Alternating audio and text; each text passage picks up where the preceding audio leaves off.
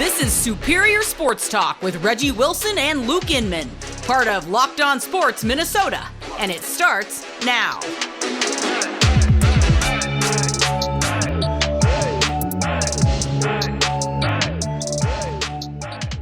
We're back at it, Reggie and Luke, another edition of Superior Sports. I got some serious Christmas morning vibes right now, ready to creep down the stairs.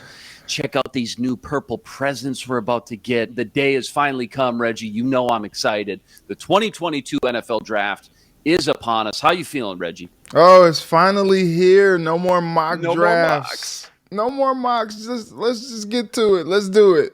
Just pick already. I know that bums you out. And 1 month before we get into 2023 mock drafts. Yeah. Check your email. Make sure you check that out. I'll be sending those your way. Recording here Thursday a.m. So in just a few hours, Roger Goodell will come out and ring that bell.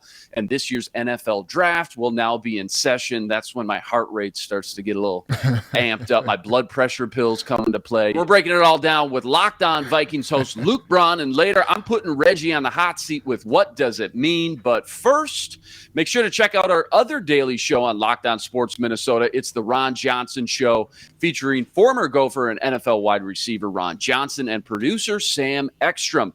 Get the daily opinions of an athlete-turned-broadcaster. Ron Johnson tells it like it is, whether it's Vikings, Gophers, Wolves, or Twins. Subscribe to Locked On Sports Minnesota YouTube channel or podcast feeds so you never miss an episode. All right, let's jump right into it. There's plenty to discuss, and like we've said on here all week, you're about to see the most wild and unpredictable draft we've ever seen unfold tonight. Forget about trying to predict picks 2, 3, 4. We still don't even know who's going number 1 yet, Reggie. Everyone is still in play. So many good storylines to choose from this draft. But outside of the Vikings, just for now, what storyline, what team, what prospect are you most looking forward to watching unfold tonight? What's the one thing you've just been really excited and curious about that you can finally get your answer to tonight? It's the drama, right? Like, how many trades do we see go down? What's a big, does Baker Mayfield get moved tonight? At some point, does Jimmy Garoppolo? Yeah. Does he get moved at some point tonight? Like, I'm here for all the drama. I remember in 2020 during the quote unquote COVID draft, we had all kinds of drama because they put the cameras in these folks' houses. And we got, Isaiah Wilson's mom throwing the girlfriend out of the club and, CeeDee Lamb snatching his cell phone the girlfriend. I don't even think they're together anymore. So good. That was so entertaining. We were all entertained on our couches during that NFL draft. And I think, this one has some hype, but maybe not as much hype as drafts past because of, the star recognition may be down or, whatever. But it's so interesting because I feel like, you might look back at this draft and, we're going into it thinking that maybe it's not like the best draft as far as like all the prospects, but then we may come back down the line and think like, wow, like that actually was a really good draft, even though we have no idea who's going to be locked in picks 1 through 10, let alone 1 through 30. Like it makes it no sense, like how ambiguous things are right now, but I'm excited for the drama. Yeah, it's never been like this before. Again, we know a month ago who pick 1's going, then we can actually pick 2, then it starts 3, 4, 5. Okay, we don't even know this year going in who the Jacksonville Jaguars are going to have written on that card. For me, I can't wait to find out what these New York teams do with those 4 picks inside the top 10. They're going to influence this draft with those 4 picks in a big way. You're talking about 2 of the biggest fan bases in the NFL and 2 teams that have struggled so bad over the last 10 years. Now they can finally get a great opportunity to make some major damage, add not 1 but 2 cornerstone building blocks. We see it all the time in the NFL. 1 great offseason, 1 great draft class. You can go from worst to first. The Giants and Jets can take a huge step forward tonight if they nail these picks. For the Giants, it feels like offense trying to help Daniel Jones. You got to figure out, is Daniel Jones the long-term solution and answer? No. And I think adding one of those bookend tackles to help him, Alabama's Evan Neal, Ike Ekwonu, and then with that 7th pick, probably trying to move back and acquire extra draft picks and capital. Because remember, Giants have the league's worst salary cap situation, and now you have to pay not 1 but 2 top 10 picks? I don't think so. They could move out of that spot and grab extra picks for next year when you got guys like CJ Stroud and Bryce Young coming out. If they don't think Daniel Jones is the long-term answer, then you look at the Jets with Big 4. They've got a lot of average, maybe above average cornerbacks, but I don't think they got that true lockdown, shutdown cornerback. So do they look at Sauce Gardner? Do they look at Derek Stingley? Or does someone like Aiden Hutchinson or Travon Walker now fall in their lap? With that 10th pick, I think they really want to add a weapon for the development of Zach Wilson. I'm hearing USC's Drake London get thrown out a lot with them. Again, big-bodied, 6'5". Mike Evans, go up and get it, basketball style. He could really help bail out a young quarterback and help the development of Wilson take that next step. Lastly, I got to bring him up. Jameson Williams, my number 2 ranked player on the board. This guy's a game changer. He fits the new pass-happy, spread-them-out style of the NFL. When you look at mismatches, creating mismatches on the field, got a little bit of that Tyreek Hill motor in him. A guy that, if he doesn't have the injury, we're talking about a top 5 pick. So how far does he fall? How do teams think he'll come back from that ACL? You're talking about what, missing the first 6-8 games? But teams need to step back. Look at the big picture. You're getting the next 50 games on that 5-year rookie deal, or the next 10 years, so you're getting that home run hitter. Again, I think he's a true X factor. I think he's still got to be in discussion for the Atlanta Falcons with the 8th pick. Because, listen, the Falcons know this year ain't it. No Matt Ryan. He's gone. Calvin Ridley, out. They're picking in the top 3 next year. So Jameson Williams makes a lot of sense when you look at the big picture. I think Williams to the Falcons at 8. It's about right where he should go. Going to be really interesting. Let's forget about where they're projected and where they've been mocked. What player are you most confident in, Reggie, when you look back 5-10 years from now, is just going to be one of the best players in this draft? Give me Sauce. Give me Sauce all day. He's Clean so cut, confident, man. Checks all the boxes. He does. Didn't give up a touchdown in college. Like, has the swagger of a young Deion Sanders. I'm not calling him Deion Sanders, but he has the swagger of a guy like that. And I think he has all the ability in the world. He plays well. He has the personality, that you like in your cornerback, a little, swaggerific.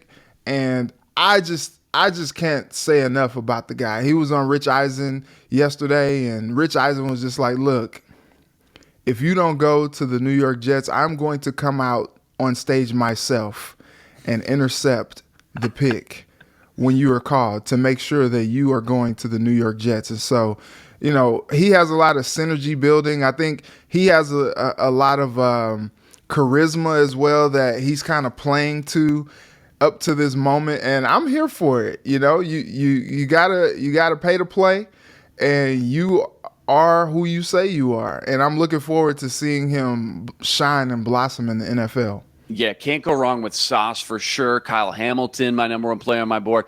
Jermaine Johnson, though, is a sneaky one for me. I think we're going to look back. If you told me 5 years from now he's the best edge of this class, I just wouldn't be surprised. He's the most polished NFL ready when you look at his handwork, technique. He understands leverage, where he's supposed to be on the field, great anchor, lower body, which is why he's so good against the run. And he was second on FSU, the Florida State Seminoles team, in tackles. For a defensive end, that's just unheard of. That tells you how pro-ready he is, not to just be one of these guys that, is a third-down pass rusher, but he's a true 3-down starter in the league from day one. I love the motor. I love the juice he plays with. Jermaine Johnson, I feel very confident. Right out of Minnesota.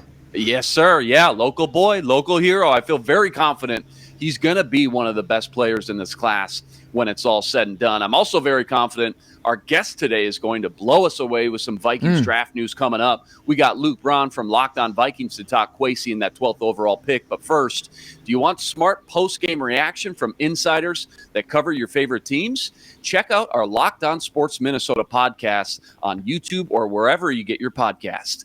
Get instant reactions from our Locked On team hosts, along with prominent reporters like Kevin Gorg for the Wild and Brandon Warren for the Twins. No fluff, just 10 minutes of straight analysis after each game. Subscribe to Locked On Sports Minnesota on YouTube and never miss a podcast. All right, the draft is just 3 hours away. Vikings will not have Rick Spielman turn in a pick for the first time in over a decade. It's Kwesi's show now, and to help break it down, what he and his new coaching staff might be looking for this weekend, let's bring in Vikings expert Luke Braun, host of Locked On Vikings. Follow him on Twitter at Luke Braun NFL. And I know Luke bleeds because when it comes to his stuff, he's out in California right now. And on that West Coast time, it means it's about 6 a.m., and he's still ready to jump out of bed and come talk Vikings with us. Understandable if you're still shaking the cobwebs out, Luke Braun. How you doing, man? Draft morning it is. What's going on, brother? Oh, I haven't slept in days. It's fine. On that 72-hour bender right now. That must be Absolutely. It's draft week.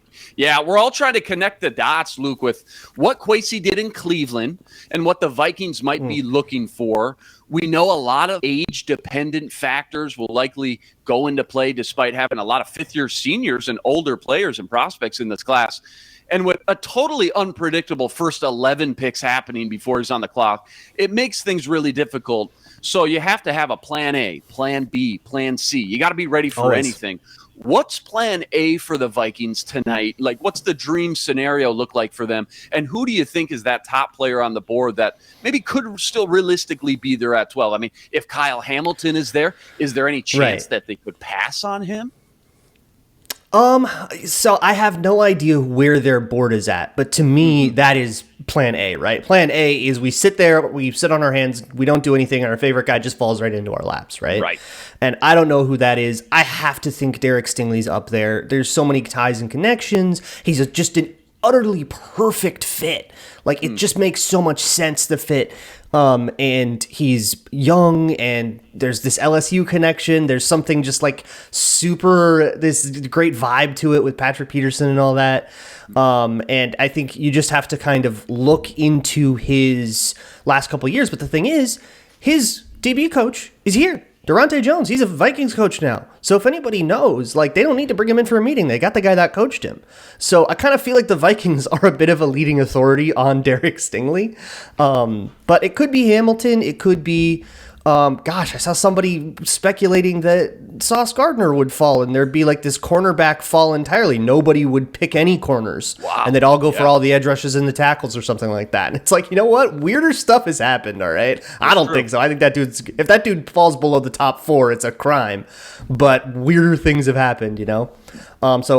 That's plan A, and then I think plan B is a trade down. It sounds like they've been working really, really hard to try to trade down. So if their guy isn't there, go to the early 20s-ish, maybe see if somebody wants to come up for a quarterback, and try to accumulate a little bit more in that really great kind of lap band of the draft, that 60s range where there's so much depth. Yeah, it's interesting because I feel like Stingley doesn't get past the Jets. I feel like with what Robert Saleh is building there, like, he probably wants a guy like that on his team. And then, a lot of people are saying, oh, well, maybe McDuffie at 12. And I'm just like, I don't know about that. So we'll see. It should be fun tonight. Yeah, I don't know. I don't know about that either, but it should be fun. How about day 2? Because this is extensive draft coverage that we're giving you on our podcast today. How do you feel about day 2 and what the Vikings may do there? It all depends on if they get a corner or if they don't get a corner. And you don't have to get a corner, right? If they just sit there and they pick Jameson Williams, they pick Jordan Davis, one of these guys, that's totally an option. But if you do that, day 2 has to be about a corner. And there are names that I think we can still be very, very excited about on day 2, which is why this is an option. I mean, I think there are 5 first-round corners in this draft, and I don't know if all 5 of them get picked in the first round. I think there will be first-round corners available in the second round. There's a really high likelihood of that. Somebody like Andrew Booth could fall. Somebody like Kaiir Elam could fall. Doesn't sound like he will. Sounds like teams are higher on him maybe than the public is. But somebody like that.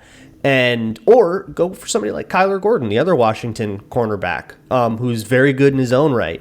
And I like Roger McCrary out of Auburn. I think he's kind of a gamer. I've got him as my cornerback 7, but I'd still happily take him at 46. It's a very top-heavy cornerback class, and you can get one in the second round. And if you do get a cornerback, then you can kind of just start chasing luxuries, right? Go get your favorite wide receiver who's available here. Take your favorite edge rusher that's still available. Somebody might fall, right? Go get if George Karlaftis fell, teams don't seem all that high on him. I think that is, and then in round 3, in the later parts of day 2, especially if you've traded down, grab an interior lineman. I love getting a guard or a center to compete with Garrett Bradbury, and then eventually overtake him as Bradbury's contract runs out here. I love the 3rd and 4th round centers here. There's like 8 of them I would be absolutely stoked to take in like the 90s. I'm glad that you brought up Elam, because I think for me, when I look at what Kwesi's looking for, if McDuffie and Elam are on the board, and this is maybe after a trade down, say 18, late teens, early 20s, I think Kaiir Elam would be the pick over Trent McDuffie. I'm just not going to be surprised if they go that direction. Love that you brought up Roger McCrary. We've talked about him quite a few times on this show as well. Really solid value at pick 46. Flip on that Alabama-Auburn tape. I thought he was the best defender maybe on the field. So really impressive, deep class. Again, you don't have to pigeonhole yourself. BPA. You don't have to pigeonhole yourself and just take a cornerback just because Patrick Peterson's getting a little old. And again, you need some more depth. Just in general, Luke, you've watched so much tape. Just in general in this class, who do you think, when we look back, who's going to be the best offense and defensive player from this class? You can't say Sauce, too easy. And I'm going to say you can't say Kyle Hamilton either, because that's too easy as well. Who's just some of your, offense, defense? You just think this is such a safe, easy pick 5 years from now. This guy's going to be great. So you're going to let me say Jordan Davis? Because then he's the guy. Yes. He's so good at what he does. And I think for me, the only thing that's going to push him down the board is he on the field all 3 snaps? Right. Because he's like a run defender guy, right? Is he going to come off on 3rd and 7? And that is really going to kind of limit his value. However, Georgia's coaches apparently have been telling teams, yeah, we took him off, we rotated him off, and we didn't have him be the premier pass rusher, but that was us. That was what we were just, that happened to be our scheme, and like he was doing a really good job of like pinning guys on stunts and being a part of that pass rush, even though he's not the actual pass rusher. He's not the guy trying to beat a player. He still had a role in those pass rushes. That was really, really useful to us. And so, even though he didn't have the production, he kind of did the dirty work. And what else do you want from a nose tackle, right? I think, a lot higher on people than Devontae Wyatt. And if it weren't for the red flags, I think he could be a top 15 player. Offensively, I don't know. Can I say nobody? I kind of hate the offensive side of this class. Not a sexy class. No wide receivers or quarterbacks like we're used to, those blue chip guys. Yeah. Yeah. If Jameson Williams is healthy, it's probably him. Otherwise, I kind of hate all the wide receivers. I don't have a single wide receiver that I would actually like the Vikings to take at 12. Not because I don't want them to take a receiver. I think it'd be fine to take a receiver. It's just none of them excite me. I just don't like the class. I don't know. I'll take an easy one and go with like Ike Ekwonu. Safe, sexy. Could be even still in play. I'm not kidding, for the number 1 overall pick. Wouldn't surprise me. I know Jaguars, they franchise take Cam Robinson. So what? That doesn't mean that he couldn't slide in at guard and be that Quentin Nelson Pro Bowl guard for the next 5-7 years. So don't count that one out either. Yeah, real quick before Reggie asks you, last one, we'll get you out of here, Luke. I know you're a busy guy. I will say you brought up Jordan Davis. Everybody's saying Jordan Davis, not good value, nose tackle at 12. I'll say this, if Stingley or Sauce or Kevin Thibodeau are still on the board at 9, Seahawks are going there. But I'm hearing the Seahawks really love Jordan Davis. And if a lot of those guys are gone, Jordan Davis going in the top 10, specifically the Seahawks at 9, isn't out of the realm of possibility. Just tells you how good, despite being a nose tackle, good, clean, safe, A-plus prospect, checks all the boxes this guy could be. So I'd be very happy with him at pick 12. Go ahead, Reggie. Last one. Man, it hurts my heart hearing you say you don't think the wide receiver class is all that Reggie sexy wants a wide to out. you.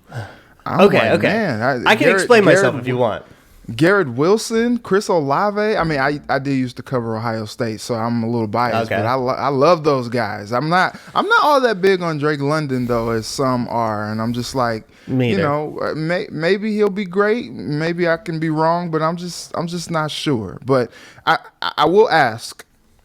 All right, we don't usually do the hot takes on this show, but Luke, I'm gonna ask you, what's your one hot, super scorching take that we should see or that we could see in round 1 tonight?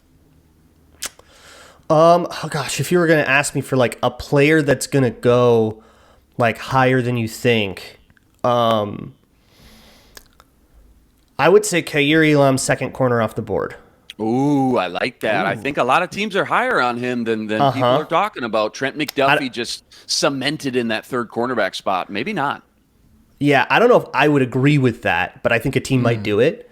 If you want a scorching take on me, like from an evaluation standpoint, I don't think Aiden Hutchinson is a top 20 player in this draft. Ooh, he did. And it. I really hope did the it. Lions take him because Christian Darrisaw is going to kick that little twerp's ass. Ooh, he did it. Oh my goodness! Wow, dang.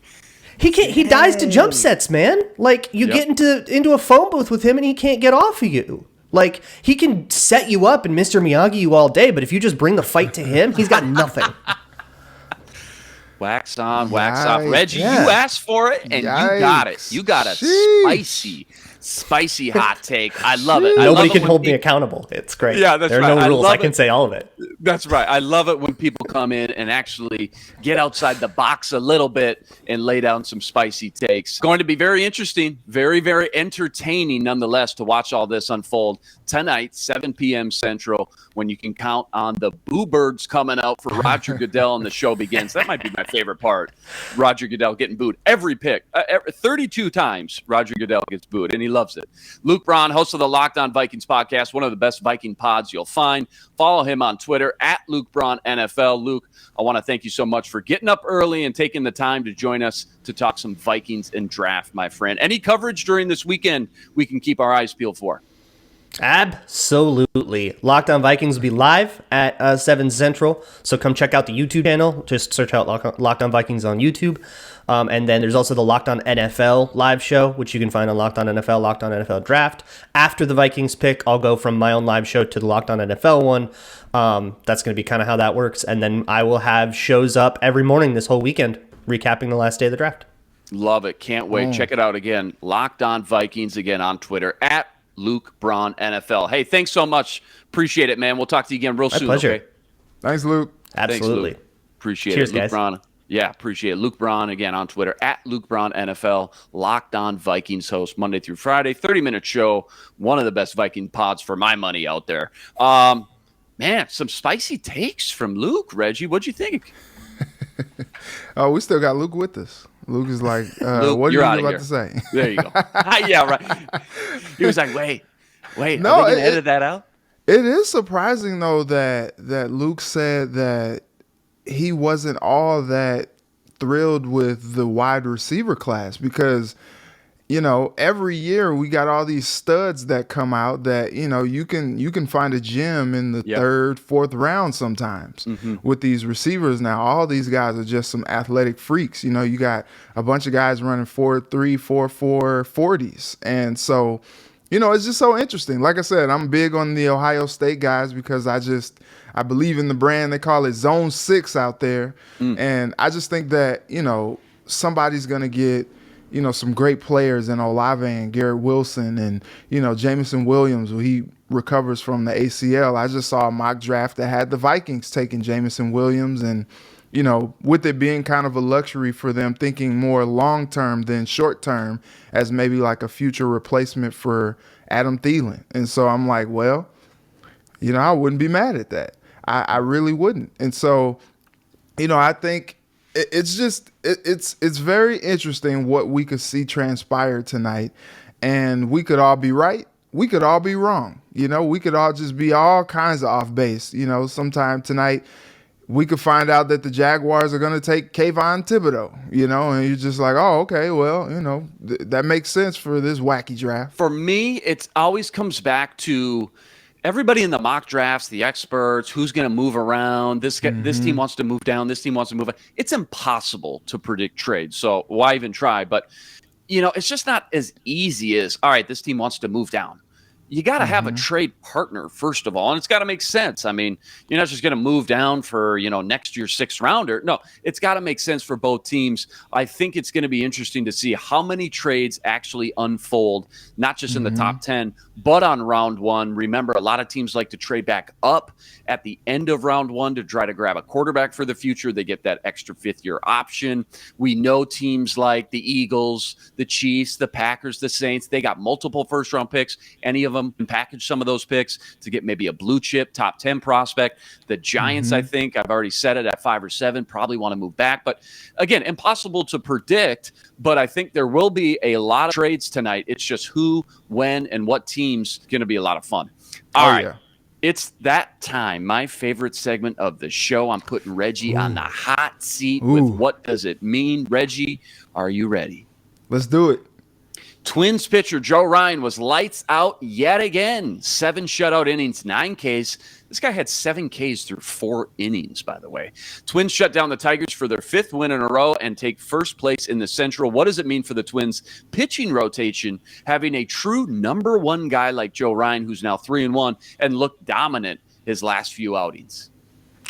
I think it means that the Twins are cooking with gas. Ooh, baby. I think that this is probably the best case scenario for the Twins. They're on a 6-game winning streak right now, and the pitching has probably been other than Byron Buxton, the pitching has probably been the biggest bright spot so far this season, and you just wonder, can they keep it up? Joe Ryan looks like a freaking stud. He looks like he has arrived. This is his moment. It's so awesome to see that Rocco kind of let him loose a little bit more and let him get into another inning than he has been. Went 7 innings, season high 9 strikeouts. The dude is a dude. And, you wonder, you're like, man, the Twins are going to trust their rookie to be, the guy for them going forward. And, he's going to start opening day. He's going to be the ace of the staff. And you're just like, I'm not sure. We'll see.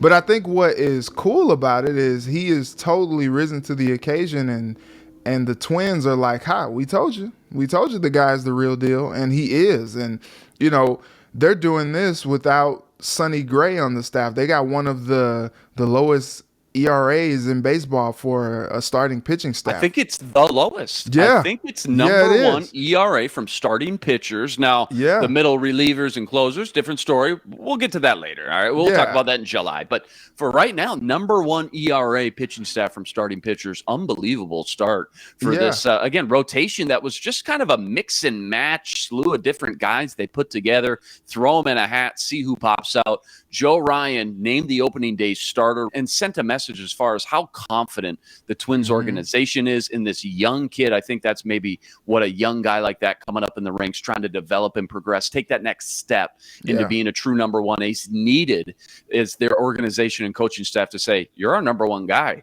Go out and get him. And remember, opening day, he lost 2-1. He just couldn't get any run support, but he had a great outing then too. So pretty much every outing he's been, rock solid, if not outstanding. He's now 3-1, even considering that 2-1 loss to open the season. Nice to have that number 1 rock for sure, as the rest of your pitching rotation still kind of finds their footing here.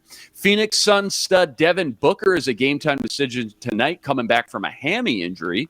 With the Suns up 3-2, what does it mean for the Suns' long-term chances rushing Booker back too soon? I mean, what's the right play here? You're up 3-2. You're playing the 8th seed. You're the number 1 seed. Hammy injuries linger, man. You don't want to rush this guy back too soon, but you also don't want to leave the door open for the Pelicans to sneak back in. What's the thought process here? I think you leave him out, man. Me too. He struggled with some hamstring injuries before. One of my best friends is a Phoenix Suns fan, and, he was confident that the Suns were going to go all the way this year. They don't do that without Devin Booker.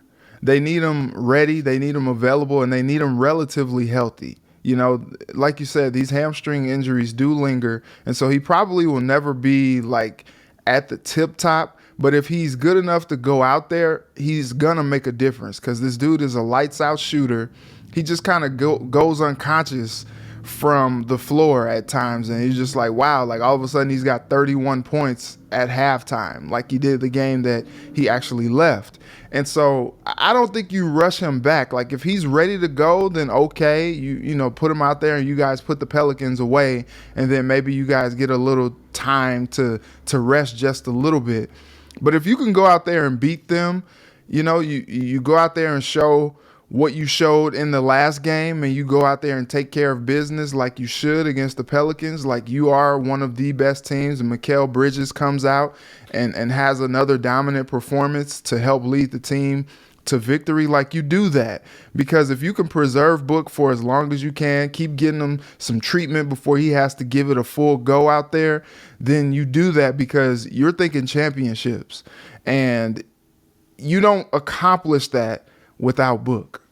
Yeah, no doubt. Suns tip off tonight against the New Orleans Pelicans in New Orleans, 6:30 Central Standard Time. That's on TNT. Again, they lead the series 3-2. They're going to play the winner of the Mavs Jazz series. Dallas up 3-2. Their game 6 is tonight as well on TNT right after that. All right, last one. Ike Ekwonu is now tied in Vegas as the second most likely player to be drafted number 1 overall with Aiden Hutchinson. Travon Walker, still the odds-on favorite at over 2-1 odds. So, I mean, overwhelmingly good odds. So Vegas must know something. What does it mean, Reggie? Who's going number 1? You know what it means? You really want to know what it means? Tell it me. means we have no idea. Nobody knows. We have no idea. I'm sick of it.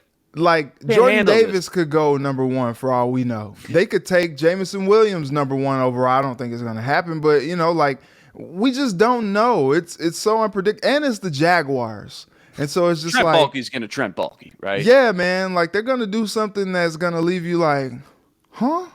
Or maybe they don't. Maybe they do just do the smart thing. I think, you know, despite what Luke Braun said, you know, which he was pretty impassioned about that, but I do think that for this draft and for everything that we've seen, that Aiden Hutchinson is the number 1 overall player in this draft. And so it's like, even if years down the line it comes back and it's just like, what were they thinking? This guy is a bust, you know, like for everything that we know, the guy's, you know, backup Heisman, you know, and one of the most productive edge rushers in all of college football. Like, he's the guy to me, you know. I think, you know, if you look at it, I think maybe high end, maybe he's like a Chris Long or something like that. Low end, we won't talk about low end. But I think, you know, this guy is somebody that we've long said is the consensus top player in this draft. And I just think the Jaguars might get too cute tonight and do something that they will in the future regret, which is take somebody that nobody, you know, they're going to pull a Mike Mayock with the Raiders, you know, and draft a guy that is projected to go in like the second round. They're going to take him number 1 overall. And you're just like, what are you guys doing? I could have drafted better He than got that from Al Davis. Al Davis was the guy. Darius Hayward Bay runs a 4.3 40, and all of a sudden Al Davis takes him 7th overall.